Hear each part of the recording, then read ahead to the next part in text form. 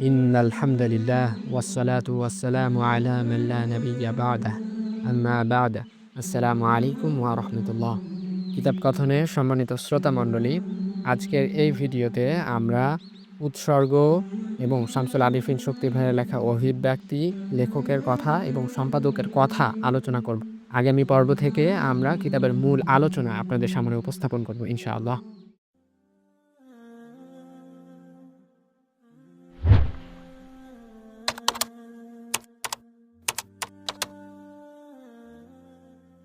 আমরা শুরু করছি। বিসমিল্লাহির রহমানির রহিম। উৎসর্গ।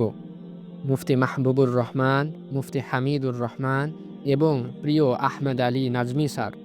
বাবা মায়ের পর আমার দিনী জীবনের নানা ক্ষেত্রে এই তিনজন মানুষের মৌলিক অবদান অনেক। একজন আমার ইলমি পথ সুগম করেছেন, অপরজন আমার ফিকরি সফরের পাথেও জুগিয়েছেন, আরেকজন আমার লেখার হাতে খড়ি দিয়েছেন। মহান আল্লাহ তাদের সকলকে উপযুক্ত বদলা দান করুন এবং সত্য পথের পথিক হিসেবে কবুল করুন। আমিন। ইফতেখার সিফাত। অভিব্যক্তি। প্রায়ই ভাইয়েরা প্রশ্ন করেন, তাদের কোনো ভাই বা বন্ধু দিনের দিকে ঝুঁকছেন, কোন বই করতে দেবেন। অনেক ভাই বোন কমেন্টে কোরআনের নানান প্রকাশনের তর্জমা সাজেস্ট করে, কিংবা অনেক ভাই দিনের পথ চলা শুরু করেন কোরআনের তর্জমা দিয়ে। নিঃসন্দেহে কোরআনই তো আমাদের চিন্তা চেতনার মূল কেন্দ্র, মূল সূত্র। কিন্তু দিনের জ্ঞান অর্জন কোরআন দিয়ে শুরু করার ব্যাপারে আমার কিছু অভিজ্ঞতা আছে। আমার একজন পরিচিত ব্যক্তি হজ করে এসে দিনই জ্ঞান অর্জন শুরু করলেন। কিছুদিন পর কথায় কথায় আমাকে বললেন যে তিনি কোরআনের তর্জমা পড়ছেন। মোহর আর যৌনকর্মীর পারিশ্রমিকের মধ্যে তিনি কোনো পার্থক্য খুঁজে পেলেন না। আরেকজন কাছের মানুষ কোরআনের তর্জমা দিয়ে যার দিনই পড়াশোনা শুরু, তার অনুভূতি হলো বর্তমান ইসলাম হলো উগ্রবাদ, মোল্লাদের তৈরি। কোরআনের ইসলাম এত কঠিন না। এরকম বহু নজির আপনার আশেপাশেই পাবেন। সব ভ্রান্ত ফিরকা নিজেদের মতো করে কোরআন থেকেই দলিল দেয়। আবার শুধু কোরআনের উপর ভিত্তি করে ভ্রান্ত দলের অস্তিত্বও আমাদের অজানা নয়। আচ্ছা, কেন এমন হয়? সাহাবায়ে কেরামে প্রথম শিক্ষা তো কোরআনই ছিল। তারা তো বিভ্রান্ত হননি। দুটো কারণ আছে এমন হবার। এক, কোরআন বুঝিয়ে দেবার কাউকে থাকতে হবে। সাহাবীদের কোরআন বুঝিয়ে দিতেন খোদ নবীজি সাল্লাল্লাহু আলাইহি ওয়াসাল্লাম। এভাবে প্রতি প্রজন্মে এই বুঝ ট্রান্সফার হয়েছে। এই ধারাবাহিক কমন বুঝটার বাইরে নিজের মতো করে বুঝতে গিয়েই সমস্যাগুলো হয়েছে। একজনকে তো অবশ্যই থাকতে হবে যিনি আমাকে এই আদি ব্যাখ্যা নবীজি ও সাহাবীদের বুঝটুকু বুঝিয়ে দেবেন। এটা সত্যি যে ব্যস্ততার দরুন এমন কারো কাছে বসে কোরআন পড়ে নেওয়া আমাদের পক্ষে সম্ভব হয় না। এর একটা সমাধান হতে পারে কোনো সহজ তাফসির ব্যাখ্যা সহ তর্জমা নেওয়া এবং পড়ার সময় কোনো জায়গায় না বুঝলে টুকে রাখা। সেই জায়গাগুলো কোনো আলিমের কাছে সুবিধাজনক সময়ে বসে ক্লিয়ার করে নেওয়া। শুধু তর্জমা পড়াকে এজন্যই নিরুৎসাহিত করা হয় কারণ প্র্যাকটিক্যাল অভিজ্ঞতা ভালো না। আর দিনের পয়লা পাঠ হিসেবে তো আমি সরাসরি নিষেধই করব। কেন? এটাই আমাদের দ্বিতীয় কারণ। আমরা জেনারেল কারিকুলামে পড়াশোনা করেছি, যা ব্রিটিশ প্রণীত শিক্ষা ব্যবস্থা, শিক্ষা কাঠামো। এই উপমহাদেশের ট্র্যাডিশনাল শিক্ষাধারাকে পরিবর্তন করে নতুন শিক্ষা প্রবর্তন করার সময় তাদের লক্ষ্য ছিল তৈরি করা এমন একটা শ্রেণী যারা রক্তে গায়ের রঙে তো ভারতীয়, কিন্তু রুচি, মতামত, নীতি, বিচার বুদ্ধিতে সব ইংরেজ। ঠিক এই শ্রেণীটাই ইংরেজ খেদানোর পর ক্ষমতায় বসেছে, পলিসি করেছে, দেশ চালিয়েছে, বই লিখেছে। শুধু এরাই শিক্ষিত শ্রেণী, বাকিরা যেন বন্ডমূর্খ। ফলে ইংরেজ চলে গেলেও ইংরেজের রুচি, মত, নীতি, বিচার বুদ্ধিতেই আমরা উঠছি, বসছি, চলছি, ফিরছি, শিখছি। জেনারেশনের পর জেনারেশন আমরা বেড়ে উঠছি রঙে ভারতীয়, ঢঙে ইংরেজ হয়ে। আর ইংরেজদের এবং ইউরোপীয়দের চিন্তা চেতনার উৎস হলো গ্রিকদের বিশ্ব দর্শন আর রোমানদের সমাজ রাষ্ট্রবোধ। ১৪০০ শতকে রেনেসাঁর সময় থেকে শুরু করে খ্রিস্ট ধর্মের ফলস থেকে বেরিয়ে আসার এই প্রক্রিয়া শেষ হয় ১৮০০ শতকে এনলাইটেনমেন্টে এসে।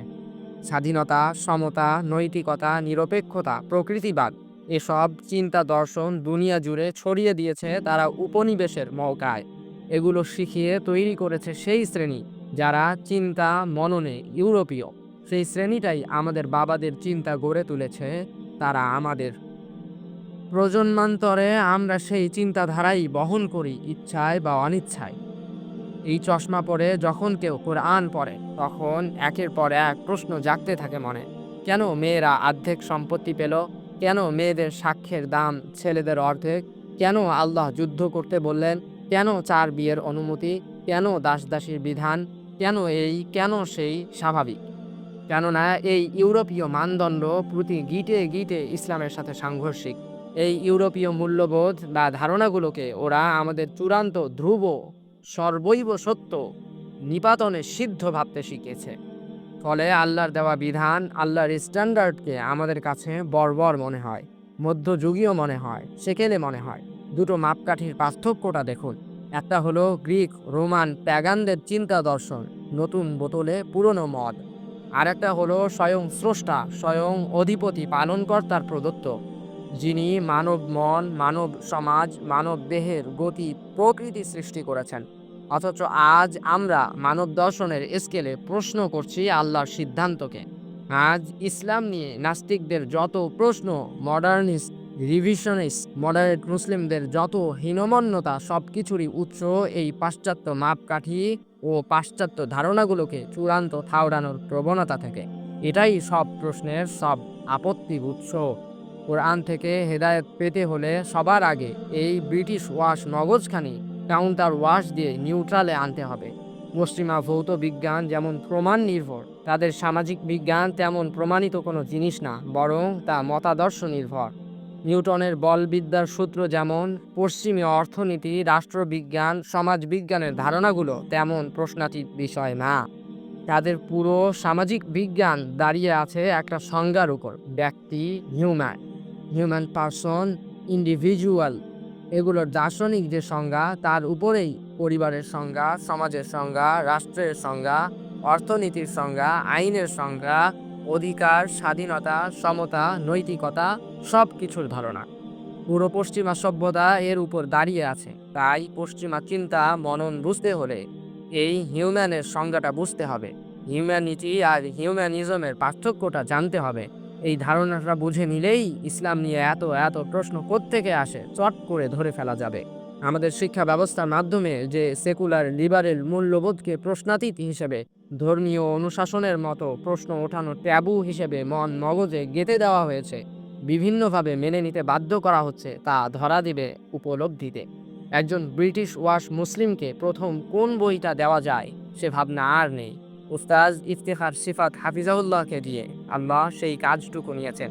নিঃসন্দেহে একজন জেনারেল শিক্ষিত মুসলিমের পড়া প্রথম বই হওয়া উচিত এই হিউম্যান বিং বইটি, যাতে তিনি নিজেকে চিনতে পারেন, আমি পশ্চিমা হিউম্যান নাকি আল্লাহর আব্দ, কোন পরিচয়ে আমি কবরে যেতে চাই। এটা তো সেই আত্মজ্ঞান যা একজন মুসলিমের প্রয়োজন হয় তার বালেগ হবার সাথে সাথে, আর একজন নও-মুসলিমের প্রয়োজন হয় কালিমা পড়ার পরপরই। আল্লাহর দেওয়া নৈতিকতা অস্বীকারী হিউম্যান হিসেবে আল্লাহর সাথে সাক্ষাৎ করতে চাই, নাকি আল্লাহর দেওয়া নৈতিকতা মেনে তার দাস হিসেবে আল্লাহর সামনে দাঁড়াতে চাই? এই সিদ্ধান্ত তো আমাকে কোরআন পড়ার আগেই নিতে হবে। তাই আমি প্রত্যেক মুসলিম ভাইকে অনুরোধ করব, নিজে পড়ার সাথে সাথে প্র্যাকটিসিং গাফেল সবার হাতে কিভাবে এই বই পৌঁছানো যায় সেই ফিকির করি সবাই। আর নাস্তিকদের প্রশ্নে আমরা শাখাগত জবাব দিয়ে দায়মুক্ত হই। ধরুন একজন জিজ্ঞেস করলো, নবীজি এত বিবাহ করেছেন কেন? শুধু এই প্রশ্নের জবাব পেলেই কি সে মুসলিম হয়ে যাবে? তার কটা প্রশ্নের জবাব দিবেন আপনি? নাকি ভালো হয় তার প্রশ্নের উৎসমুখে একটা পাথর বসিয়ে দিলে? তাহলে এই বইটি সেই পাথর। সে যে সেকুলার লিবারেল হিউম্যানিজম ধর্মে বিশ্বাসী, সেই ধর্মকে প্রশ্নবিদ্ধ করলেই বাকি কাজ সহজ। উস্তাজ ইফতিখার সিফাতকে আল্লাহ উত্তম জাযা দান করুন। আমার এখানে খুব একটা কাজ নেই, বার দুয়েক রিডিং পড়া আর টুকটাক রেফারেন্স জুড়ে দেওয়া ছাড়া। আল্লাহ এই ওসিলায় আমাকে মাফ করে দিন, আর আমার লেখকের, পাঠকের, সংশ্লিষ্ট সকলের হেদায়েতের মাধ্যম হোক হিউম্যান বিং বইটি। শামসুল আরেফিন, 30/6/2020। লেখকের কথা। বিসমিল্লাহির রহমানির রহিম। নিশ্চয়ই সকল তারিফ কেবল তার, যিনি আমাদের দ্বীন ইসলামকে পরিপূর্ণ করে দিয়ে বাইরের সব কিছুকে জাহেলিয়াত হিসেবে ঘোষণা দিয়েছেন। দরুদ ও সালাম বর্ষিত হোক আমাদের প্রিয় নবী মুহাম্মদ সাল্লাল্লাহু আলাইহি ওয়াসাল্লামের উপর, যিনি সমাজ থেকে জাহেলি সভ্যতাকে দূর করে আল্লাহর উলুহিয়াতের সভ্যতাকে প্রতিষ্ঠা করেছেন।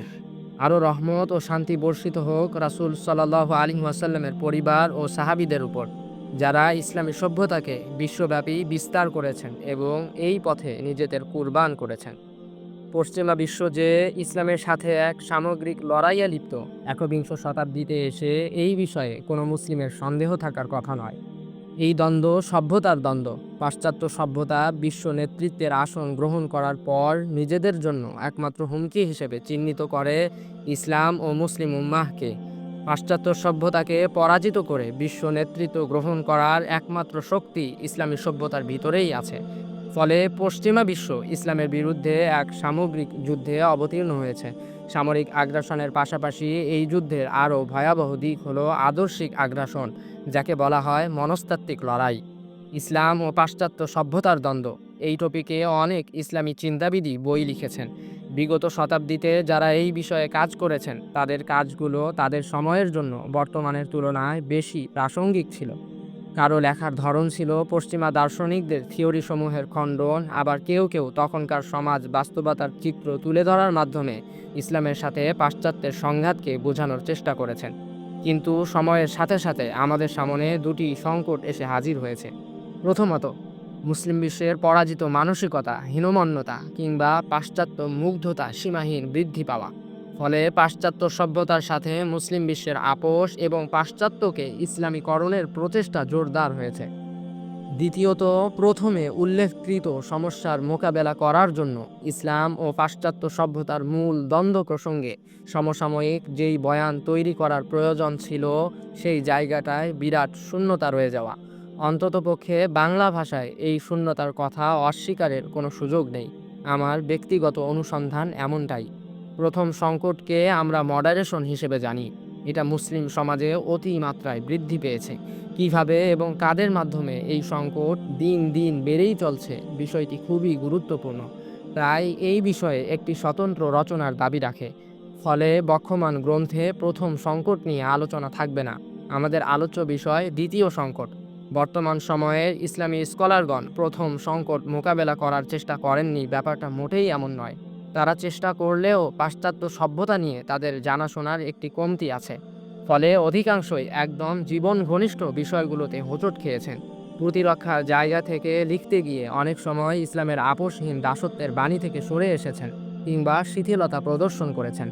পাশ্চাত্যের মূলকে না জানার পাশাপাশি সমাজ বাস্তবতায় পাশ্চাত্যের প্রভাব অনুধাবন করারও অক্ষমতা তৈরি হয়েছে। যে বিষয়টি আসলে পাশ্চাত্যের প্রভাব, সেটা আমাদের কাছে কোনো সমস্যারই মনে হচ্ছে না, বরং এটাকে আমরা গৌরবের কারণ বানিয়ে নিয়েছি। ফলে পাশ্চাত্য বিরোধী বক্তব্যেও পশ্চিমের ভয়াবহ প্রভাব লক্ষ্য করা যায়। সমস্যার মূল যখন চিহ্নিত হবে না, তখন সমাধানও ভুল আসবে। এটিই নিয়ম, আর হচ্ছেও তাই। বাতিল যেভাবে আসবে তাকে সেভাবেই মোকাবেলা করতে হবে, এমন সরল সোজা যুক্তির মারপ্যাচে পশ্চিমা সভ্যতাকে বরণ করে নেওয়ার সবক দেওয়া হচ্ছে। কিন্তু তারা ভুলে যায় হক ও বাতিলের বিভাজন শুধু নামেই নয়, বরং উভয়ের মাঝে কাঠামোগত বিস্তর ফারাক রয়েছে। বাতিল যে পথে উন্নতি করবে, হক সে পথে উন্নতি করতে পারবে না, বরং সে পথে হক বাতিলের সাথে একাকার হয়ে বিলুপ্ত হয়ে যাবে। কেউ আবার বিজ্ঞানকে মুসলিম সভ্যতার একমাত্র ভরসা বলে দাবি করছে, অথচ বিজ্ঞান কোনো সভ্যতার উত্থানের সূত্র নয়, ফল মাত্র। উপর্যুক্ত বাস্তবতাগুলো সামনে রেখেই বক্ষমান গ্রন্থে পাশ্চাত্যের মূল কাঠামো তুলে ধরার চেষ্টা করা হয়েছে। বর্তমান পাশ্চাত্য সভ্যতা যেই ভিত্তিমূলের উপর দাঁড়িয়ে আছে, সেগুলোর ব্যাপারে ইসলামের শাশ্বত দৃষ্টিভঙ্গি বর্ণনা করা হয়েছে।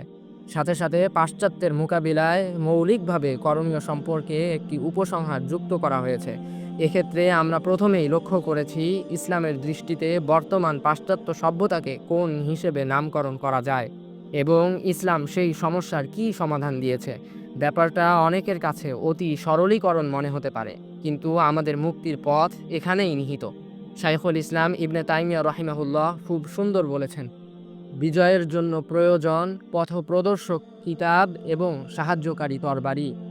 এই বইকে মৌলিক বা অনুবাদ কিংবা সংকলন এককভাবে কোনোটাই বলা যায় না, কারণ এখানে তিন ধরনের লেখারই সংমিশ্রণ ঘটেছে। তবে বিন্যাসের দিক থেকে এক ধরনের মৌলিকত্ব রয়েছে। পাশ্চাত্যের ইতিহাসের ক্ষেত্রে হাসান আসকারী রাহিমাহুল্লাহর জাদিদিয়াত বইটির অনুসরণ করা হয়েছে। ভূমিকা ও উপসংহার একেবারেই মৌলিক। মাঝখানের আলোচনাতে মৌলিক লেখার পাশাপাশি ডক্টর জাবেদ আকবর আনসারি, ডক্টর জাহিদ সিদ্দিকী মুঘল এবং প্রফেসর মুফতি মোহাম্মদ আহমদ তাদের লেখা থেকে নানাভাবে উপকৃত হয়েছি। এর মধ্যে ডক্টর মুঘল সাহেবের ইসলামী ব্যাংকারি আউর জমহুরিয়ত ও মাকালাতে তাহজিবে মাগরিব এবং মুফতি আহমদ সাহেবের তাআরুফে তাহজিবে মাগরিব উল্লেখযোগ্য। মুসলিম সমাজে পাশ্চাত্য সভ্যতার প্রভাব অনেক বিস্তৃত। এমনকি আমাদের দৈনন্দিন জীবনের নানা আচরণ, কথাবার্তা ও কর্মকৌশলের সাথে পাশ্চাত্য চিন্তা চেতনার সংশ্লিষ্টতার ব্যাখ্যা পাওয়া যায়। বলা যায় খুবই ব্যাপক একটি বিষয়। তাই বিন্যাসের ক্ষেত্রে লেখা সংক্ষিপ্ত হলেও বিষয়বস্তুর ব্যাপ্তিকে ধরে রাখার চেষ্টা করা হয়েছে। ইসলামের সাথে পাশ্চাত্যের মূল বিশ্বাস ও দৃষ্টিভঙ্গির সাংঘর্ষিক অবস্থানকে তুলে ধরা হয়েছে। আর আলোচনার মাঝে মাঝে সংশ্লিষ্ট নানান বাংলা বইয়ের নাম উল্লেখ করা হয়েছে, যেন পাঠক এই বিষয়ে বিস্তারিত পড়াশোনা করার জন্য একটি ফুল প্যাকেজের সন্ধান পান। বইটির পিছনে অনেক ভাইয়ের শ্রম ও সহযোগিতা রয়েছে, তাদের সবার প্রতি শুকরিয়া জ্ঞাপন করছি। বইটি যেন আল্লাহর কাছে মাকবুল হয়, উম্মার বিশুদ্ধ চিন্তা গঠনে সহায়ক হয় এবং একবিংশ শতাব্দীর জাহেলি সমাজকে ভেঙে ইসলামী সমাজ বিনির্মাণে সামান্য হলেও ভূমিকা রাখে, এটাই প্রত্যাশা। মহান আল্লাহ সুবহানাহু ওয়া তাআলা বইটির সাথে সংশ্লিষ্ট সকলের খেদমতকে কবুল করুন, আমিন। ইফতিখার সিফাত, 29 জিলহজ 1441। এই পর্যায়ে আমরা সম্পাদকের মন্তব্য পাঠ করব। সম্পাদকীয়: কুরআনুল কারীমে আল্লাহ সুবহানাহু ওয়া তাআলা অতীতের বিভিন্ন সভ্যতার আলোচনা করেছেন। এর মধ্যে কওমে আদ, সামুদ, সাবা এবং নিকট অতীতের রোম সভ্যতার আলোচনা উল্লেখযোগ্য। সমকালীন প্রেক্ষাপটে এসব সভ্যতার বেশ বাহ্যিক উন্নতি ছিল। তারা নিছক আমোদ ফুর্তি বা যশ খ্যাতির জন্যই বড় বড় ভবন নির্মাণ করত এবং তাদের যুদ্ধ ও প্রতিরক্ষা ব্যবস্থা এতটাই উন্নত ছিল যে তা দেখে মনে হতো তারা এর চেয়ে উন্নত কোনো শক্তির অস্তিত্ব স্বীকার করে না। কিন্তু কুরআনুল কারীমে এসব সভ্যতা নিয়ে আলোচনার প্রাসঙ্গিকতা ছিল তাদের আকীদা বিশ্বাসের স্বরূপ তুলে ধরা। বাহ্যত এত উন্নতির পরেও যা তাদের ধ্বংসের দিকে টেনে নিয়ে গিয়েছিল। তাই কুরআন খুবই গুরুত্বের সাথে তাদের আকীদা বিশ্বাসগুলো তুলে ধরেছে। যে চিন্তা চেতনার উপর তাদের সভ্যতার ভিত রচিত হয়েছে, কুরআন সেগুলো বিস্তর বর্ণনা করেছে। আলোচিত সভ্যতাগুলো মৌলিকভাবে সৃষ্টি, স্রষ্টা, জীবন, জগতের শুরু, শেষ, মানুষের পুনরুত্থান ও বিচার দিবস এসব বিষয়ে অবিশ্বাসী ছিল। তারা মনে করত এই বিশাল জগৎ কারো সৃষ্টি নয়, এগুলো ঘটনাক্রম এবং জীবন মাত্র একটাই। এই ইহজগতের পর আর কোনো জীবন নেই, যেখানে মানুষ কোনো প্রতিপত্তিশালী স্রষ্টার সামনে হিসাবের সম্মুখীন হবে। তারা বলতো আমাদের পার্থিব জীবনই একমাত্র জীবন, আমরা মরি ও বাঁচি এখানেই এবং আমরা কখনো পুনরুত্থিত হব না। সূরা মুমিনুন আয়াত নং 37। তারা আল্লাহ সুবহানাহু ওয়া তাআলার পরিবর্তে তাদের মধ্যে যারা দ্বীনে হকের চরম বিরোধী ও উদ্ধত চরিত্রের অধিকারী ছিল তাদের আদেশ নিষেধই পালন করত। তারা উদ্ধত বিরোধীদের আদেশ পালন করেছে। সূরা হুদ আয়াত নং 59। ফলে তাদের ধ্বংস ছিল অনিবার্য। অতঃপর পাকড়াও করল তাদেরকে ভূমিকম্প। ফলে তারা সকালবেলায় নিজ নিজ গৃহে উপুর হয়ে পড়ে রইল। সূরা আরাফ আয়াত নং 78। এই অবিশ্বাস তাদের এতটাই স্বেচ্ছাচারিতার প্রণোদনা দিয়েছিল যে তারা এক সীমাহীন অনৈতিক সমাজ গড়ে তুলেছিল। সেখানে সত্য ও নৈতিকতার প্রতি আহ্বানকারীদের বলা হতো গোঁড়া ও সেকেলে। ঠাট্টা করা হতো এই বলে যে তুমি তো দেখছি বিরাট সাধু। সূরা আরাফ আয়াত নং 82। সত্য ও মিথ্যা, ভালো মন্দ ও পাপ পুণ্য নির্ধারণ করত তাদের মন, তাদের ব্যক্তি স্বাতন্ত্র্য। ফলে তারা এক একজন হয়ে উঠেছিল চিন্তায় আল্লাহর দাসত্ব মুক্ত এক সত্তা। নিজেরাই হয়ে উঠেছিল নিজেদের রব। যে কোনো সভ্যতার বুনিয়াদ হলো আকীদা ও ধর্মবিশ্বাস, এবং সমস্ত সভ্যতাই তা ছোট হোক বা বড়, দীর্ঘমেয়াদী হোক বা স্বল্পমেয়াদী, তা গড়ে ওঠে একটি বিশ্বাসগত কাঠামোর উপর। কোনো সভ্যতার আকীদা বিশ্বাস যদি গভীর থেকে উপলব্ধি করা যায় তাহলে দূর থেকেও খুব সহজেই সে জাতির জীবনের ছক পূরণ করা যায়। তাই কোনো সভ্যতা তা বাহ্যত যতই উন্নত হোক তার মূল্যায়ন হবে তার আকীদা বিশ্বাস দিয়ে। কোরআন অতীতের সভ্যতাগুলোকে এভাবেই মূল্যায়ন করেছে, যাতে কোরআনের অনুসারীরা কোনো আধুনিক সভ্যতার বাহ্যত উন্নতি ও অন্তরীণ বিজয় দেখে নিজেদের প্রতারিত না করে।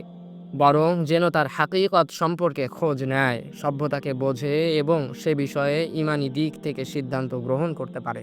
স্পেনে মুসলিমদের পতনের পর পর্যায়ক্রমে নানা আন্দোলন ও সংস্কার পাড়ি দিয়ে বিগত কয়েক শতক থেকে ইউরোপ আমেরিকার যৌথ আকিদা বিশ্বাস, পরস্পর অর্থায়ন ও সাংস্কৃতিক মিলনের বদৌলতে যে নতুন সভ্যতার সৃষ্টি ও জয় জয়কার হয়েছে, আমরা একে পশ্চিমা সভ্যতা বলে জানি। এ কথা অস্বীকার করার উপায় নাই যে ইসলামের পর মানুষের জীবনে প্রভাব সৃষ্টিকারী এমন জাদুকরী কোনো সভ্যতার জন্ম হয়নি। হিউম্যান বিইং তথা ব্যক্তি স্বাতন্ত্র্যমূলক এই জীবন ব্যবস্থা বা সভ্যতার প্রধান আকর্ষণ হলো এর সহজতা এবং রাষ্ট্র কর্তৃক ব্যক্তিকে তার সর্বোচ্চ পর্যায়ের স্বেচ্ছাচারিতার অনুমোদন দেওয়া। মানুষের জন্য এরকম সহজ ও সাধারণ ভিত্তি এবং মানুষের সকল প্রকার চাহিদা পূরণকারী দ্বিতীয় কোনো সভ্যতা নেই। এতে কোনো গভীরতা, কোনো বুদ্ধিবৃত্তিক উন্নতি এবং কোনো ত্যাগ ও তিতিক্ষার প্রয়োজন নেই। তাই সাধারণ মানুষের নিকট এটি খুবই আকর্ষণীয় এবং মানব সভ্যতার ইতিহাসে এর চেয়ে অধিক পৌনঃপুনিক জয়লাভকারী কোনো সভ্যতা বা জীবন ব্যবস্থা দেখা যায়নি। এই সভ্যতা তার উত্থান ও বিজয়কালে গভীর থেকে মুসলিমদের প্রভাবিত করে, তাদের সমস্ত চেতনা, দ্বীনি আদর্শ ও রাজনৈতিক কর্তৃত্বকে পরাজিত করবার চেষ্টা চালায়। অনেক ক্ষেত্রে তা সফলও হয়। বিশেষত আজ পশ্চিমা সভ্যতা মুসলিম মানুষে সত্য, মিথ্যা ও নৈতিকতার এমন মানদণ্ডে রূপান্তরিত হয়েছে যে এর বিকল্প ভাবাকে মনে করা হয় অপরাধ। এর ফল এই দাঁড়ায় যে পশ্চিমা সভ্যতার বাহ্যিক আয়োজনের সাথে সাথে তাদের আকীদা বিশ্বাসগুলো আজ মুসলিম মানুষ দখল করে নিয়েছে। প্রায় প্রতিটি কাঁচা পাকা ঘরই এই সভ্যতার প্রতীক বা সিম্বলে পরিণত হয়েছে। পশ্চিমা সভ্যতার দর্শন ও আদর্শগত প্রভাবে দীর্ঘদিন থেকেই ইসলামী পৃথিবীর সামনে নতুন এক ইরতিদাদের সয়লাভ ঘটেছে, যা ব্যাপকতা ও গভীরতার দিক থেকে এ যাবৎকালের সমস্ত ইরতিদাদি ফিতনাকে ছাড়িয়ে গেছে।